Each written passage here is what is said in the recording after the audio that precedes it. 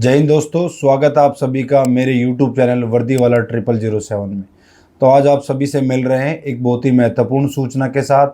आप सभी के लिए जल्दी ही बम्पर भर्तियां निकलने वाली है दिल्ली पुलिस में।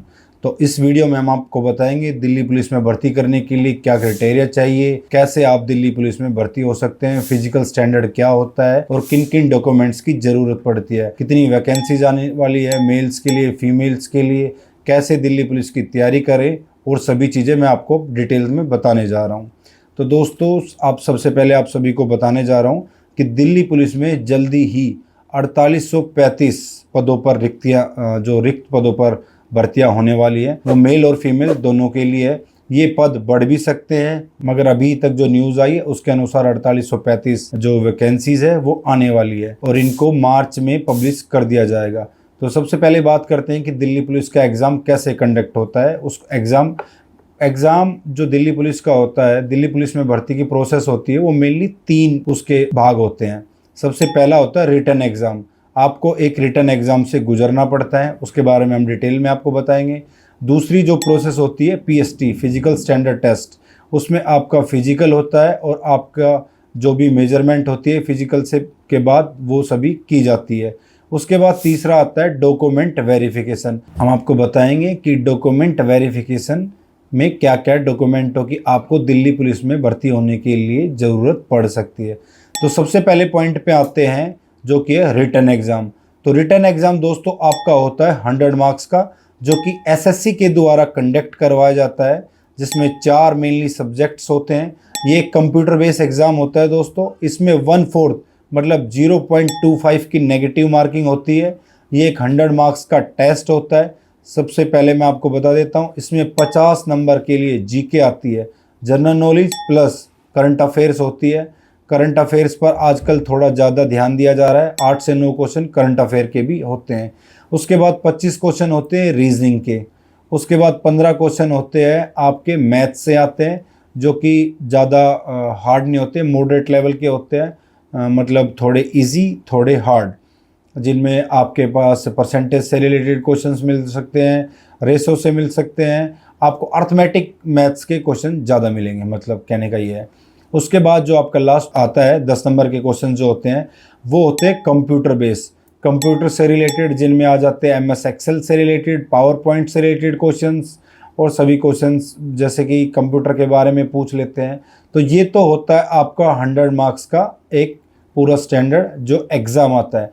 एग्ज़ाम जैसे आप क्लियर करेंगे, एक मेरिट लिस्ट आएगी, उसमें आपको जितनी भी वैकेंसीज होती है उनको 7 से मल्टीप्लाई कर देते हैं, या 5 से या 10 से। मतलब 10, जैसे सपोज आप 5000 वैकेंसी है तो 50,000 जो अभ्यर्थी है उनको फिजिकल के लिए बुलाया जाता है, जो कि अप डाउन होता रहता है, वो नोटिफिकेशन में आ जाएगा।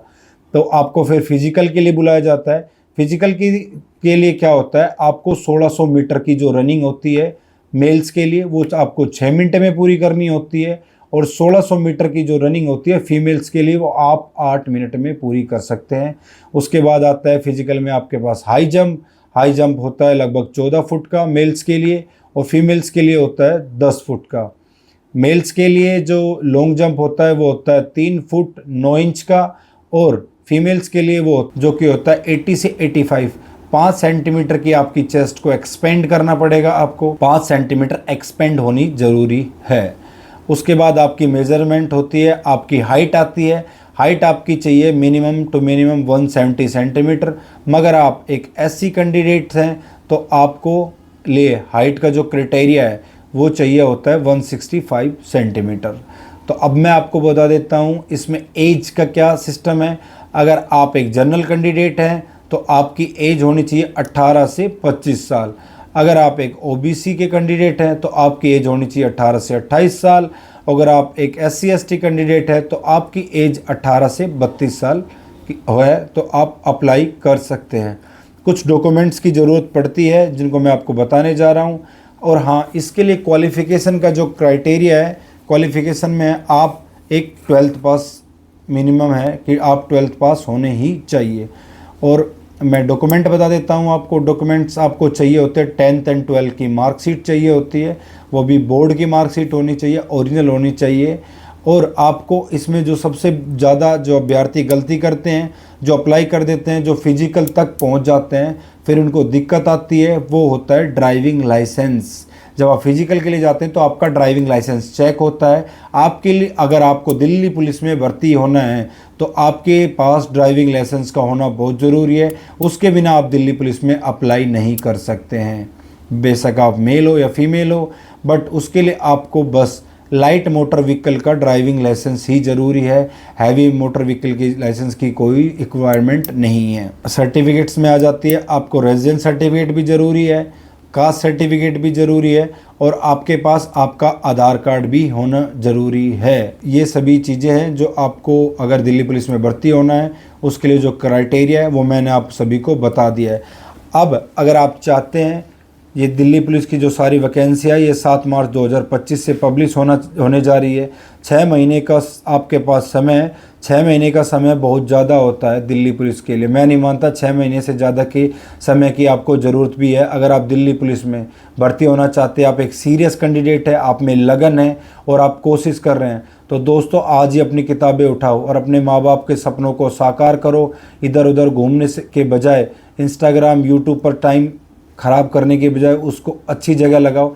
अगर आप चाहते हैं कि मैं भी आपके साथ शेयर करूं कि मेरी जर्नी कैसी रही है हरियाणा पुलिस में भर्ती होने के लिए, या आप चाहते हैं मैं आपको तैयार करूं या मैं आपको बताऊं कि आप कैसे दिल्ली पुलिस में भर्ती हो सकते हैं, आप बिना किसी कोचिंग के दिल्ली पुलिस में भर्ती हो सकते हैं, जीरो कॉस्ट। सिर्फ आपको आपके किताबों का खर्चा आएगा जिसके लिए आपको तैयार रहना पड़ेगा।